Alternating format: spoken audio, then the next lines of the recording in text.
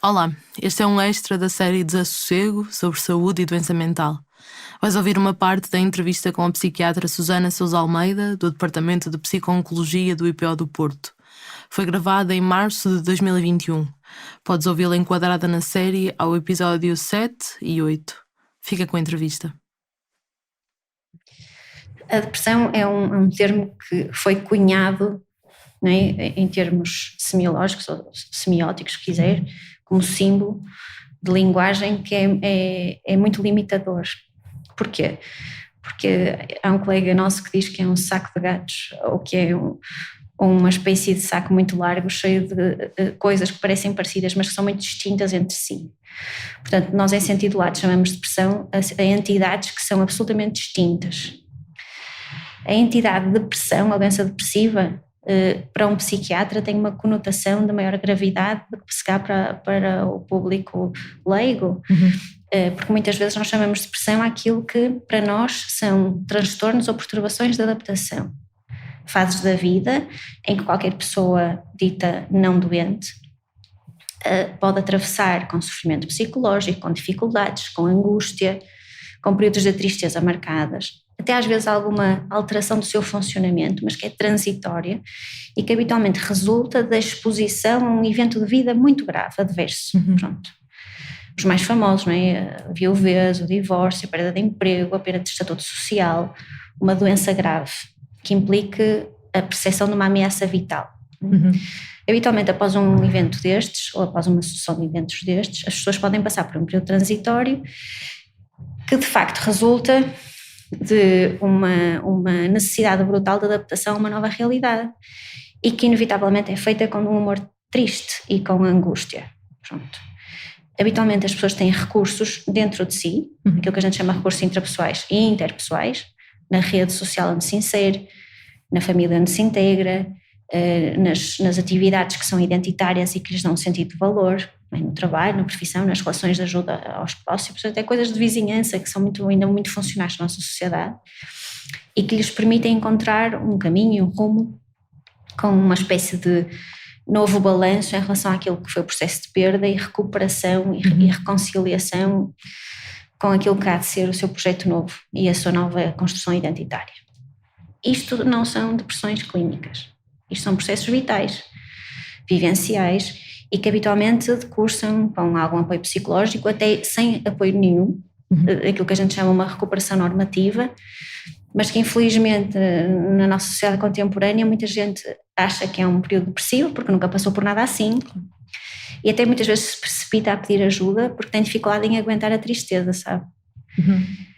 É muito difícil perder alguém que se gosta muito, seja no sentido literal ou no sentido figurado, e portanto as pessoas habitualmente vão pedir ajuda porque não querem sentir o sofrimento.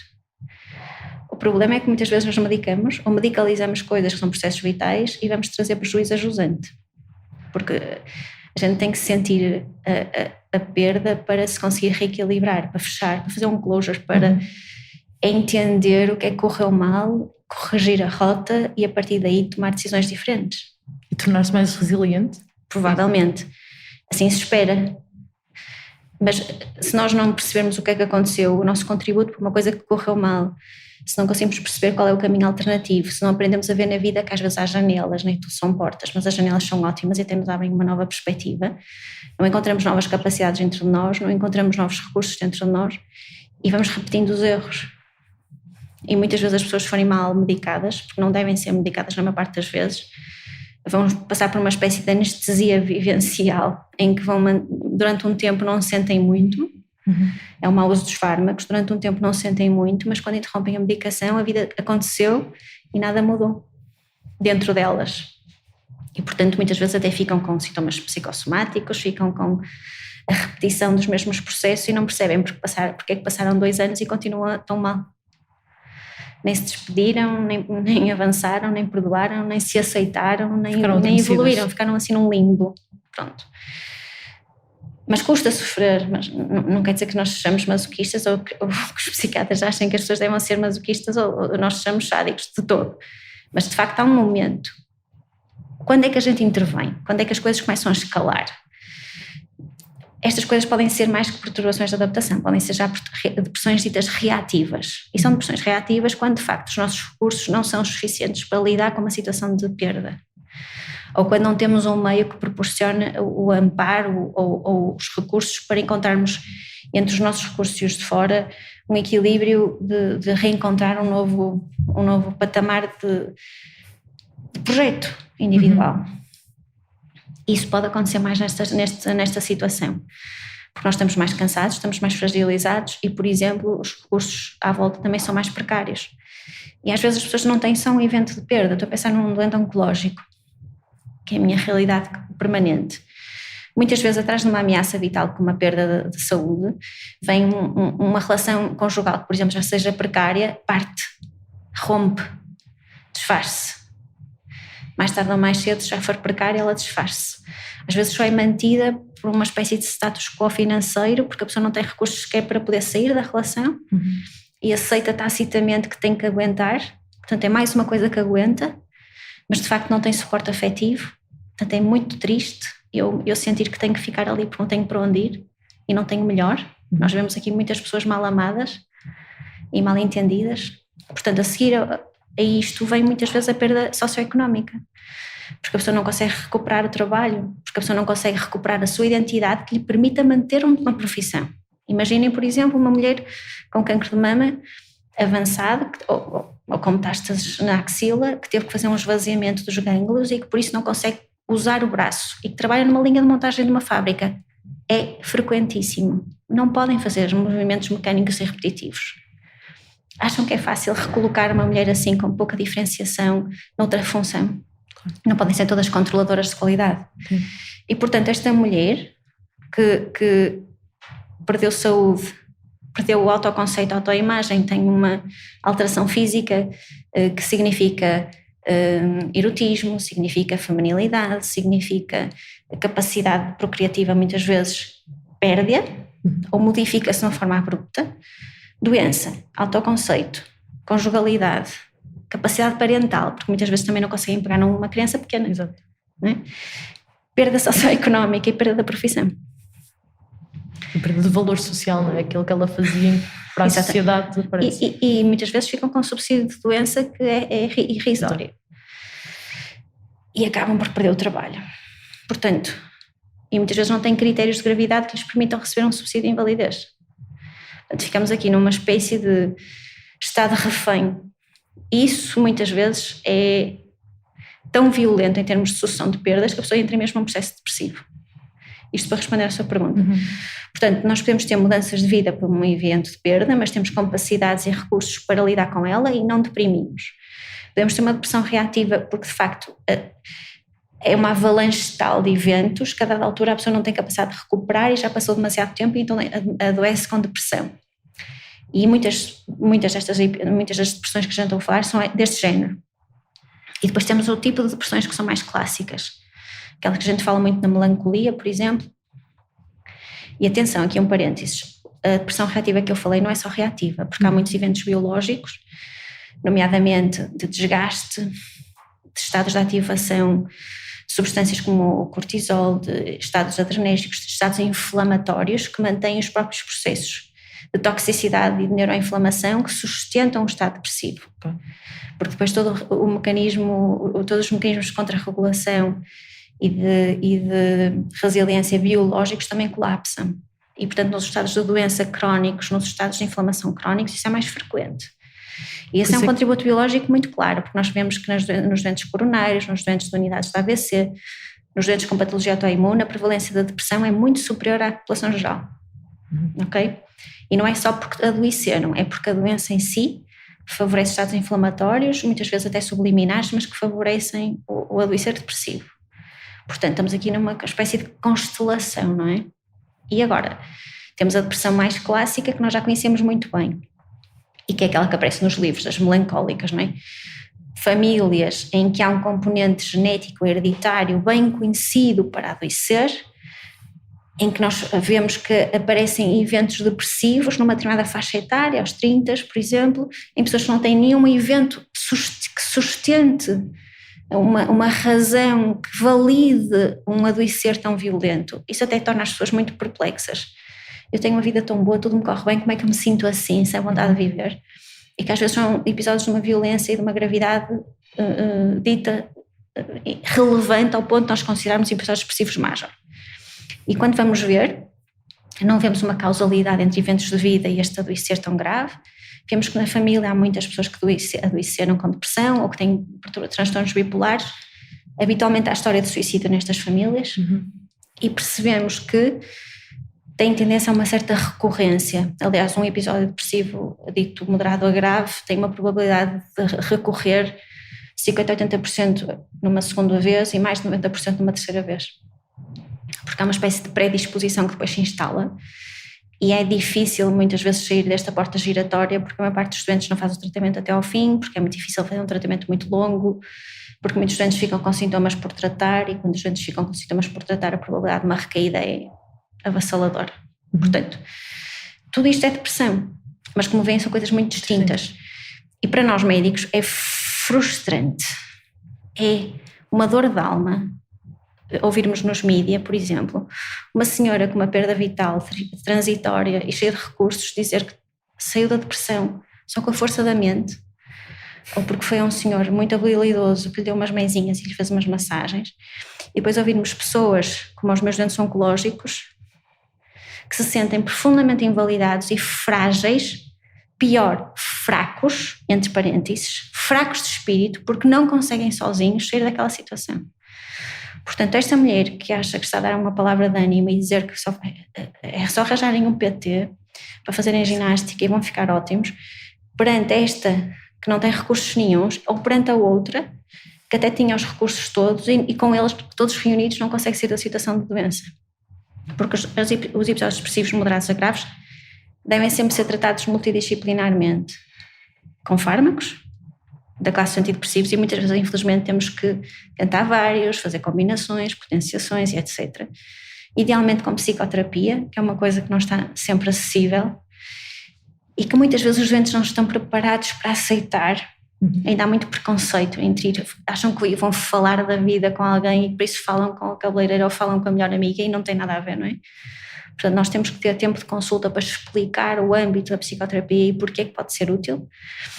E às vezes é preciso que ela esteja disponível e que a pessoa tenha recursos até para se deslocar ao hospital para as sessões, não é? Portanto, se elas estiverem disponíveis, às vezes os doentes não têm dinheiro para pagar as viagens. Nós chegamos a isto, portanto. E é indecente prescrevermos uma coisa que o doente não consegue pagar, porque estamos a humilhá-lo 2 vezes, não é? Passar o melhor remédio do mundo que o doente chega à farmácia e não consegue pagar é humilhação 1, e a humilhação 2 é o doente não consegue pagar o transporte para vir fazer psicoterapia. E se nós não conseguimos perceber o universo daquela pessoa e os recursos que tem, até financeiros, para se tratar, estamos a aumentar a carga negativa sobre aquela pessoa. A falta de acesso ao tratamento é um fator que potencia a doença. Que agrava a adesão, sabota o tratamento e perpetua a sensação de impotência. Nem para os meus remédios que consigo. Não é?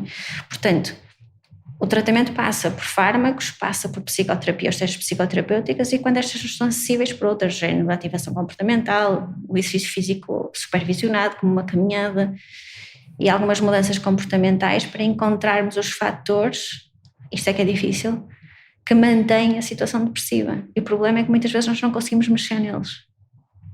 Em situações de doença, ou situações de desemprego, ou situações de precariedade socioeconómica, o que é que a gente consegue mexer?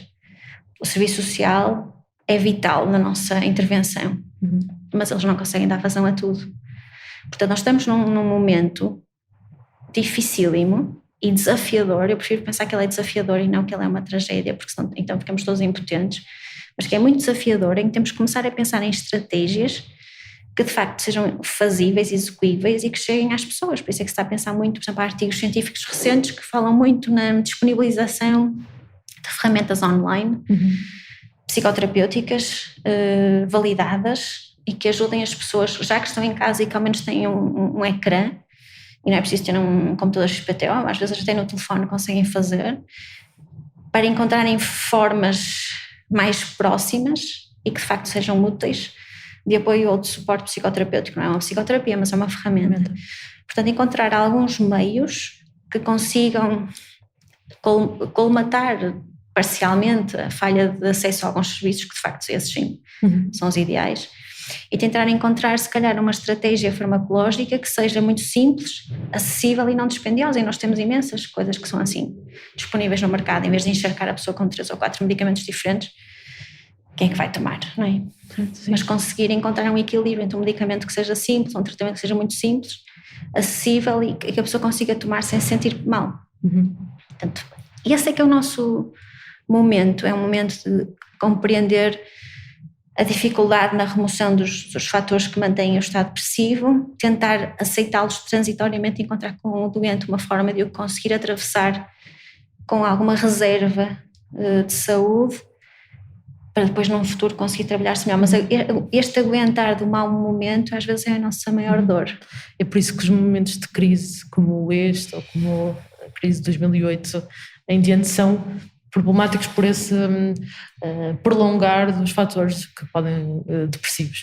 E como é que isso não dá para eliminar naquelas pessoas que têm uma depressão, como falava, melancólica, tradicional, em que estes fatores sociais não existem tanto, ou não são tão preponderantes para o estado depressivo? Como é que isso se gera, como é que isso se trabalha? Essas pessoas têm quase uma mola ou um mecanismo automantido, não é? Dentro de si, biológico, que contribui para os estados depressivos, mas também não estão imunes à constelação de eventos que estão a acontecer em redor.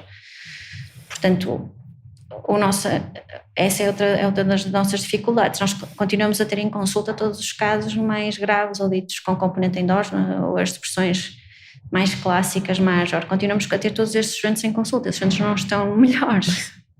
Esses doentes até têm tido menos consultas muitas vezes. Esses doentes tinham consultas presenciais e passaram a ter consultas telefónicas, e não é bem a mesma coisa. E esses doentes que têm muitas vezes estes pensamentos muito negativos de desesperança, de baixa autoestima, de sentimentos de não ajuda, também arranjam confirmação de repente da sua tese na realidade com que se deparam.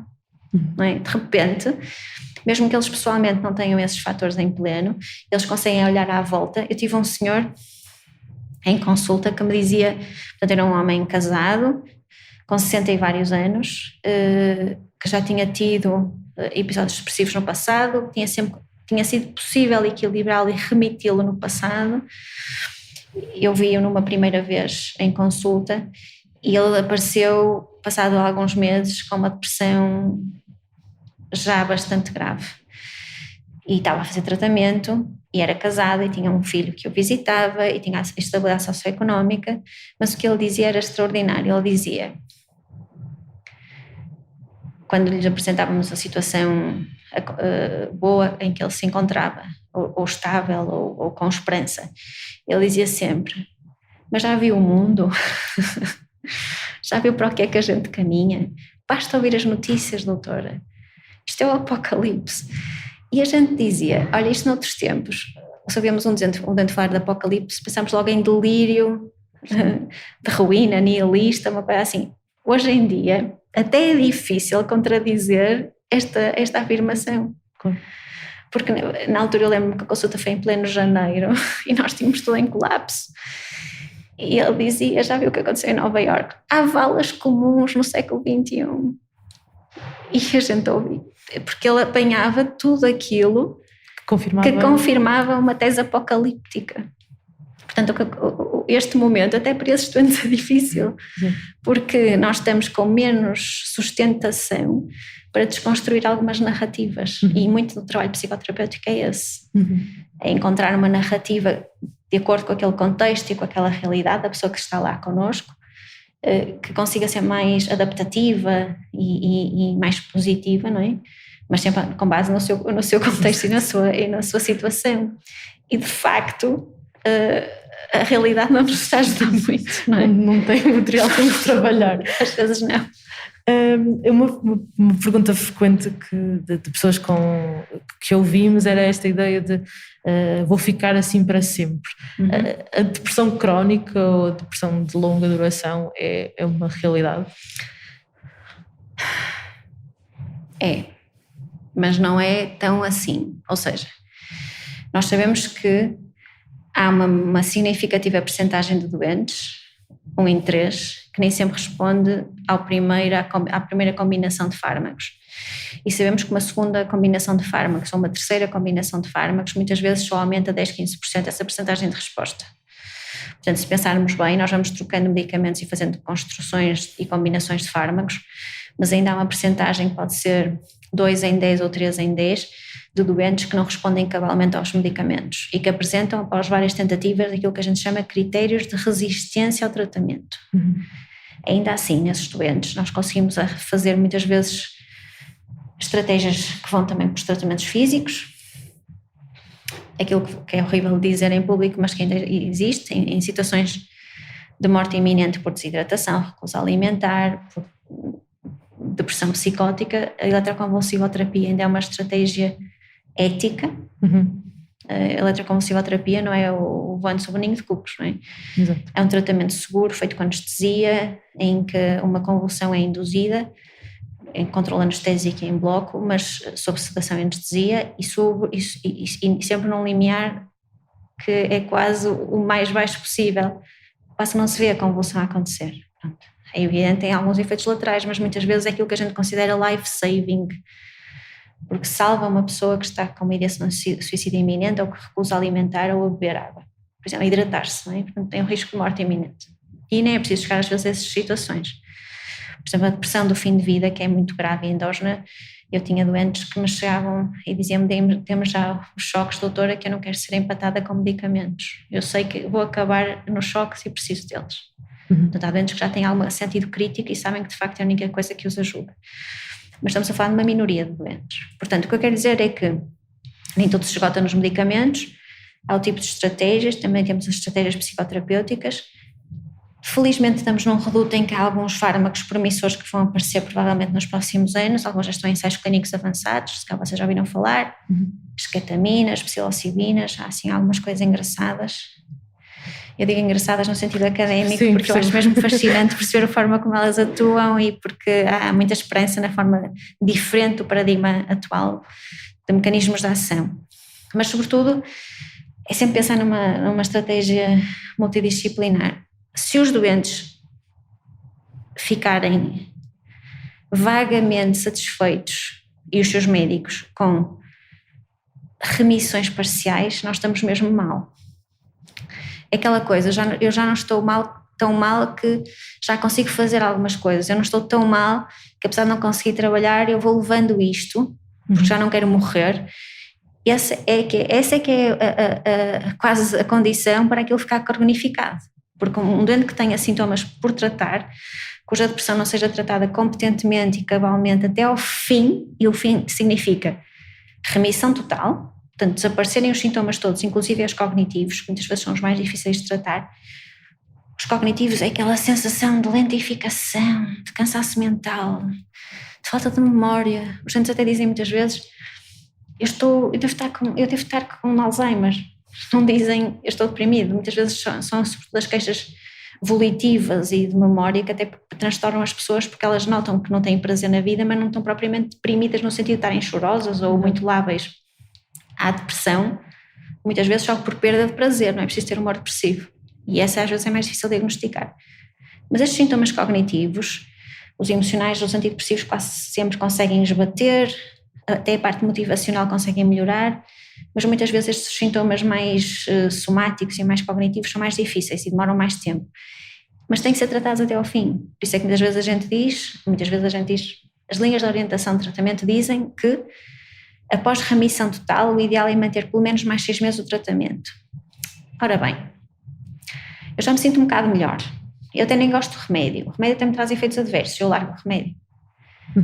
Nós que somos pessoas diferenciadas, quando nos dizem que temos de tomar um antibiótico 20 dias, muitas vezes ao fim de 10 já estamos a falhar uma toma e um bocado a aldrabar a coisa, que fará alguém que já se sente um bocadinho melhor, que até acha que aquilo lhe faz a impressão, que até tem estigma em relação à medicação, acha que aquilo é um bocadinho um atestado de fragilidade ou de fraqueza, ou até pode interferir, por exemplo, com a sua capacidade sexual, porque alguns antidepressivos interferem, e não é uma coisa pequena. Estamos a falar de pessoas em idade sexual mente ativa, com vidas de relação, que já têm às vezes o casamento prejudicado pela fase depressiva, querem voltar a sentir-se vivas, não é? Que precisam sentir desejo, resposta sexual e um orgasmo, porque não, faz parte da qualidade de vida de um ser humano. Porque é que, não é, eu hei de tomar um remédio mais tempo, já me sinto melhor, pior, mais 6 meses, não, eu quero é viver. Então as pessoas abandonam o tratamento.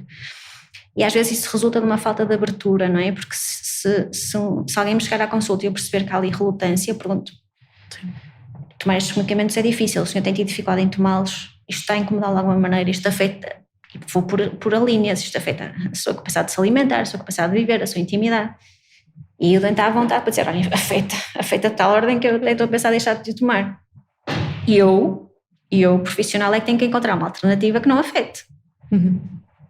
Está na minha responsabilidade absoluta. Portanto, eu não posso fingir que não está a acontecer, fingir que ele não está a tomar. Entramos os dois numa espécie de farsa e ele não diz, eu não pergunto, eu quero acreditar que ele toma, ele já não toma. E depois que eu recido, olha, uma recaída precoce. Que tragédia, não é uma recaída precoce, é a mesma depressão que não foi tratada, só que tiramos o tratamento antes do tempo porque o doente não estava a tolerá-lo. Tudo isto ajuda a que a depressão se torne uma coisa crónica, porque depois, realmente pouco tempo depois, o doente começa a ter outra vez sintomas. E teria sido tudo muito evitável, não é? Se muito precocemente nós tivéssemos auscultado as razões que às vezes tornam os doentes mais relutantes a tomar medicação, porque no início a pessoa até aceita, porque não tem nada, sente que não tem nada a perder, está tão mal que toma o que for preciso. Mas depois começam as senhoras a dizer que aumentaram o peso, os senhores ou as senhoras a dizerem que aquilo afeta a capacidade de se alimentarem, a capacidade de reagir. Nós temos que encontrar soluções, muitas vezes mudar, muitas vezes arranjar opções intercalares, não são as ideais, mas são as possíveis, para tentar manter o doente em tratamento o suficiente para haver uma remissão total. E uma parte engraçada, não é? Que eu uso engraçado muitas vezes, mas é uma parte curiosa, quero dizer, sim. Que é a parte mais reconfortante e mais gratificante para um profissional de saúde nesta área, que é o doente recuperar a sua capacidade funcional integral, reabilitar-se, voltar a ter capacidade e competência para manter um trabalho. Nós não estamos bem até recuperarmos todas essas valências, mesmo que não seja o mesmo, porque eu tenho, por exemplo, tive uma doença que me impediu, mas um trabalho, uma fonte de autonomia, uma fonte remuneratória que me permita sustentar-me, isso faz parte de um processo reabilitativo. E nós não podemos achar que é aceitável não encontrar uma fonte. Imaginem, ok, pode não ser uma remuneração integral, pode ser um trabalho a tempo parcial, mas uma coisa que me dê um sentido de eu estou de volta e não dependo, não é? E essa parte também tem que ser trabalhada e tem que ser um objetivo. Quando nós deixamos esse objetivo, quando nós aceitamos que esse objetivo deixa de estar em cima da mesa, e há situações extremas em que às vezes não é possível, sobretudo nos doentes psicóticos, e aqui há outro paradigma, em que às vezes é mesmo difícil, mas mesmo assim é possível encontrar um processo, uma ocupação, um sentido até existencial para aquela pessoa. É possível trabalhar em conjunto para encontrar alguma atividade que seja não só uma distração, mas também uma fonte de sentido para aquela pessoa. Não pode ser só uma coisa que a gente encontrou para distrair do tempo, não é? Tem que ser uma coisa que faça sentido. Sim. A gente fica espantado como há pessoas que ficam tão realizadas a tirar cafés. Porque gostam, porque socializam. Porque é que eu vou ser condescendente e achar que é uma profissão menor? É um disparate. Portanto, nós às vezes é que também temos preconceitos. E é um bocado isso. Se nós levarmos o processo do tratamento até ao fim, vamos ter menos casos crónicos, vamos ter menos casos de perda de esperança de reversão. Apesar de sabermos que sim, ok, vai haver sempre alguns que nos atormentam e vai haver sempre alguns que nos escapam, e infelizmente a estatística do evento de suicídio é o maior calvário de um psiquiatra, porque nós sabemos que vai haver doentes que nos vão escapar e que nós não controlamos as variáveis todas, e há variáveis que são vivenciais e que a nossa consulta, mesmo que fosse semanal, era 1 hora por semana na vida daquela pessoa. Entretanto, há não sei quantos eventos que acontecem e que nos trocam as voltas. Controle. E não controlamos. Esta questão da reabilitação e até da própria psicoterapia, isso é posto em causa pela maneira como os serviços de saúde mental, de psiquiatria e de saúde mental se organizam, ou então não é tanto como eles se organizam, mas na verdade a oferta que podem dar. Se a consulta é de 3 em 3 meses e se a consulta tem um tempo limitado, onde é que fica o espaço para esta reabilitação e para a psicoterapia e para esse trabalho intensivo que é preciso fazer em psiquiatria? Sim, nós temos muita psicoterapia, há psicoterapia de consulta e de ambulatório, não é? E muitas vezes nos hospitais, felizmente, não é assim que sucede. Nós temos várias linhas de intervenção e temos muitas vezes no período pós-internamento até unidades de internamento parcial em hospital de dia, em que o input psicoterapêutico e terapêutica de terapia ocupacional e de outras atividades reabilitativas é muito alto.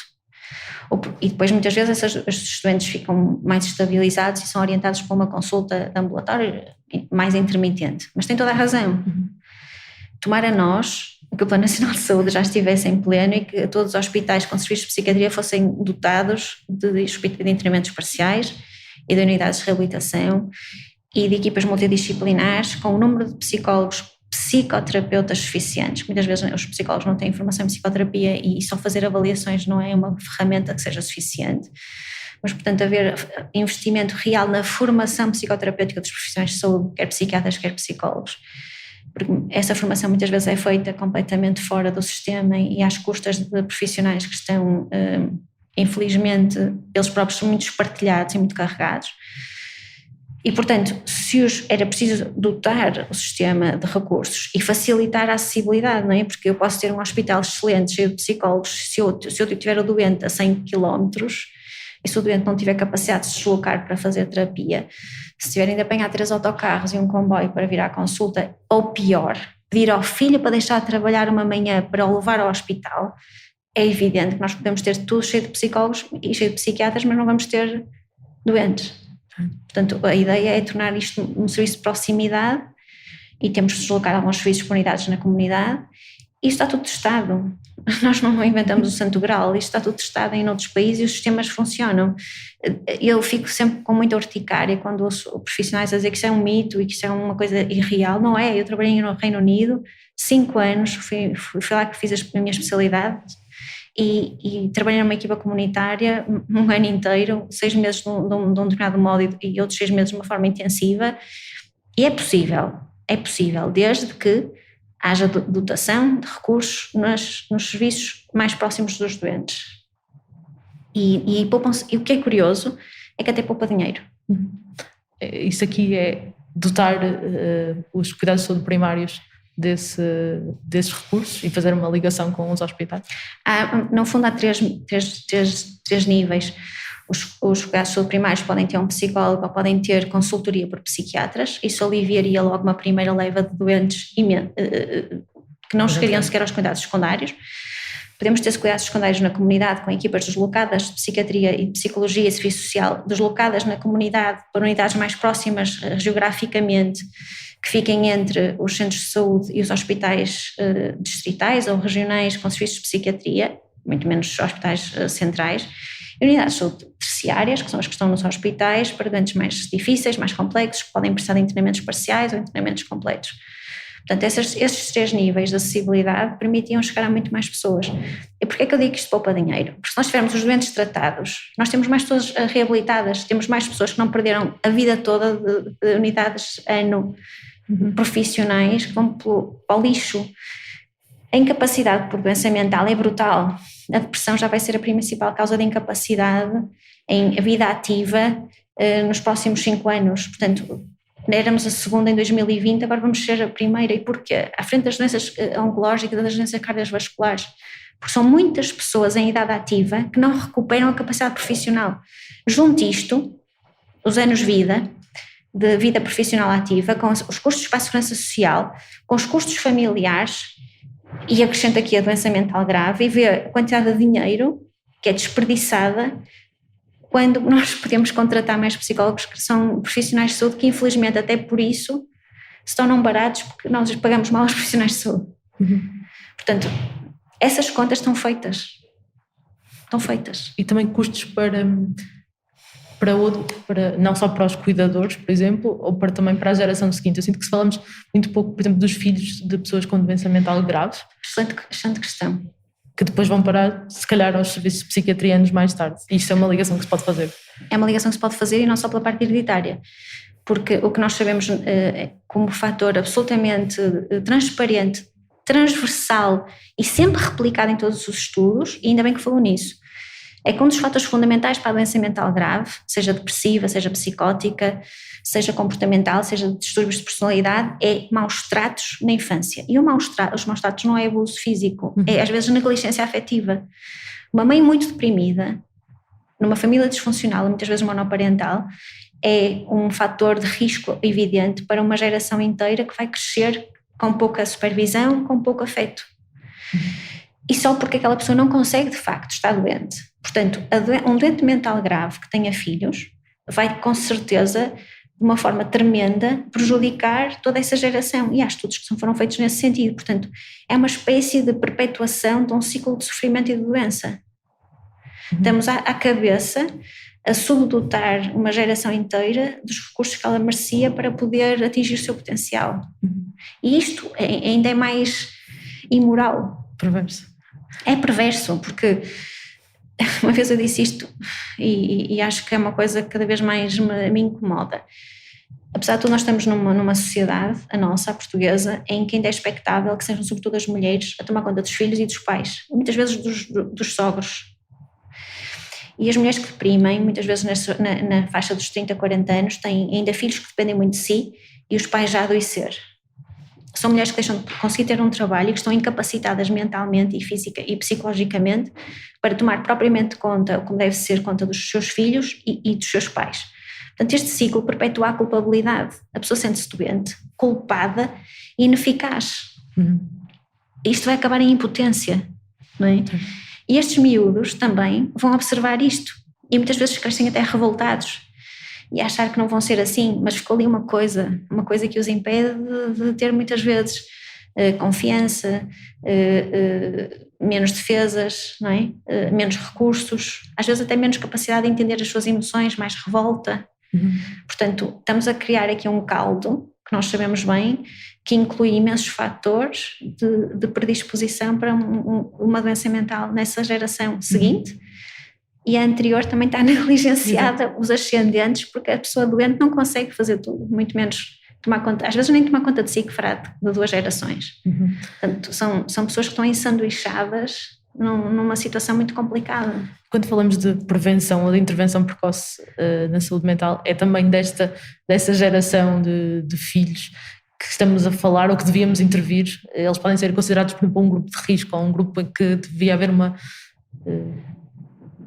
antecipação de problemas que podem vir a surgir mais tarde.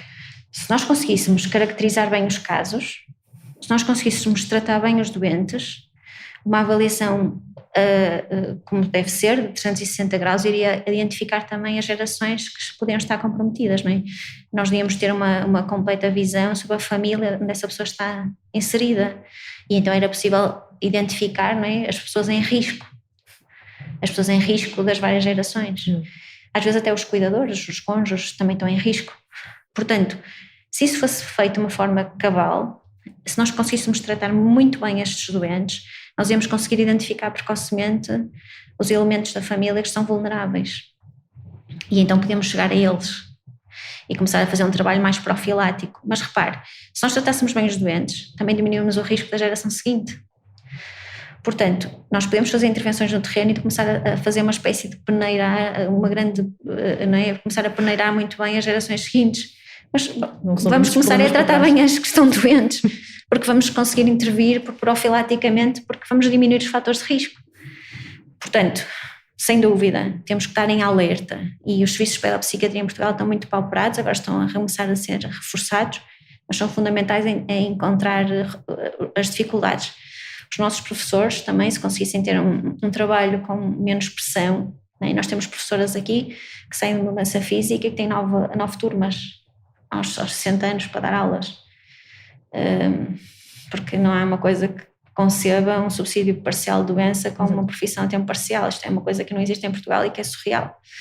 Portanto, se nós conseguíssemos que as pessoas regressassem de uma forma progressiva, se conseguíssemos identificar muito bem os fatores de risco, as gerações que estão sob tutela ou aos cuidados dos doentes que estão a ser reabilitados, nós conseguimos certamente ter aqui um efeito dominó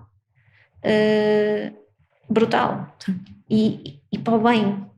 O que estamos a fazer, infelizmente, é ao tratar mal ou de forma subótima ou subeficaz alguns doentes, estamos a fazer esse efeito dominó ao contrário, do mal. A questão da ocupação, da pessoa fazer a reabilitação a trabalhando de tempo parcial, ela não é permitida pelo Código do Trabalho. O problema é que nós temos, os doentes estão ou de baixa, não é? Ou estão a trabalhar em Portugal. 8 ou 80. 8 ou 80. E quando estão de baixa demasiado tempo, às vezes há uma espécie de previsão de possibilidade de entrar num processo de invalidez, em que quando estão inválidas não podem ter um trabalho remunerado, porque senão perdem a invalidez. Portanto, isto é perverso porque... Então porquê é que eu não posso trabalhar a tempo parcial e receber parcialmente um subsídio de doença que complete o meu ordenado? Porquê é que a Segurança Social me paga o 0 ou 100? Isto é um absurdo. Se eu conseguir dar aulas a 3 turmas, porquê é que eu não posso ganhar 30% pelo Ministério da Educação e 70% pela Segurança Social?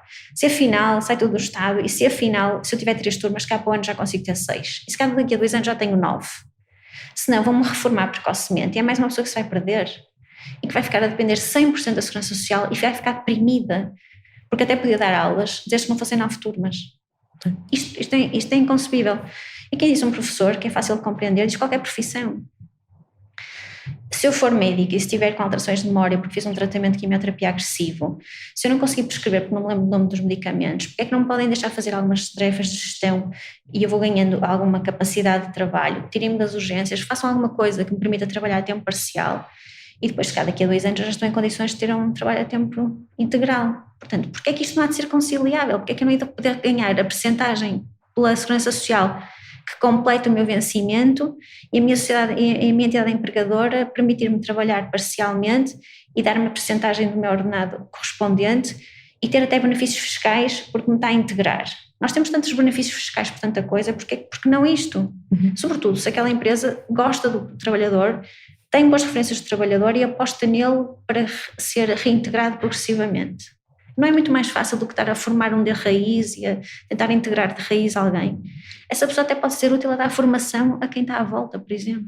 Pode ser uma atividade que seja conciliável, ou seja, às vezes há coisas simples, nós já fizemos algumas petições nesse sentido, a Assembleia da República, há coisas simples que não estão implementadas e que favorecem o perpetuar não reabilitativo das pessoas. Sim. São mais 2 perguntas, uma sobre a questão da psicoterapia.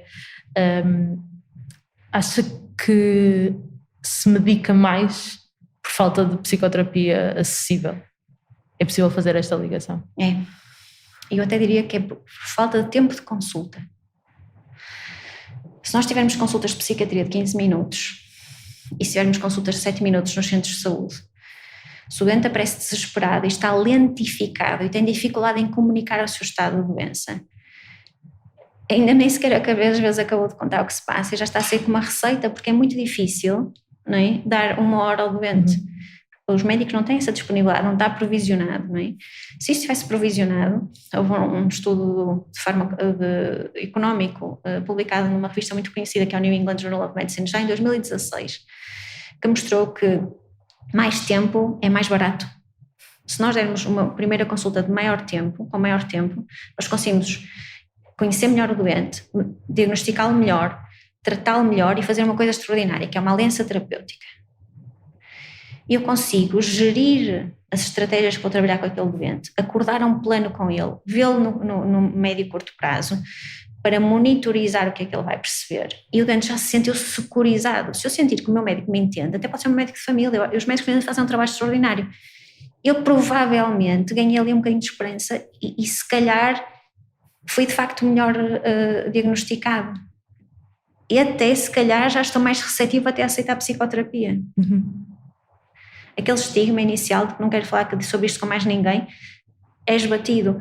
Portanto, uma boa primeira consulta e tempo de consulta suficiente, às vezes é o primeiro passo fundamental para que depois possamos ir buscar outras ferramentas que permitam ao doente dizer-se isto fez-me mesmo bem, eu se calhar até invisto em vir a uma consulta de psicoterapia. Não é? Agora, se eu não tiver tempo sequer para explicar o que é que eu estou aqui a fazer, ou eu não consigo já ouvir, porque o próprio profissional de saúde também já está esgotado e nós temos taxas altíssimas de burnout na classe médica, altíssimas, e estes estudos todos que foram publicados e muito bem feitos, do IMSA, do Ricardo Jorge, em conjunto com a Nova, não viram dados depois da terceira vaga. Isto é que é surreal, viram dados até agosto. Portanto, imaginem como é que vai ser o estudo subsequente, em que já falávamos tanto de uma taxa tão alta de burnout, agora é que vai ser bonito. Portanto, esta realidade, não é? De ter mais tempo de consulta, melhor acessibilidade, uma construção de uma relação securizante no primeiro momento em que o doente chega ao médico, provavelmente ia possibilitar manter o doente noutros tratamentos, cativá-lo para outros tratamentos, motivá-lo para outros tratamentos.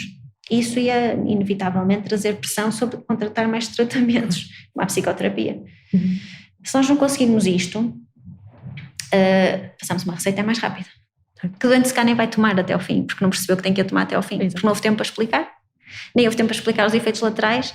Portanto, estamos nem tem confiança necessariamente com a pessoa que medica. Exatamente. Ou então tem um transtorno de ansiedade e levou um antidepressivo e não percebe que é o antidepressivo que vai tratar o transtorno de ansiedade. Portanto, fica ali um clima de dúvida. Sim. E se eu já não estou bem, sim, aumenta-me a descrença, não é?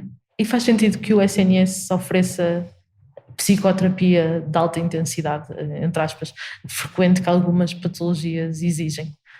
E se é possível, se poderia suportar esse custo? Isto porque percebi que acho que há uma certa divisão na classe médica se isto caberia ao SNS dar este recurso de psicoterapia mais intensiva, ou se isso devia ser contratualizado com privado, noutro regime.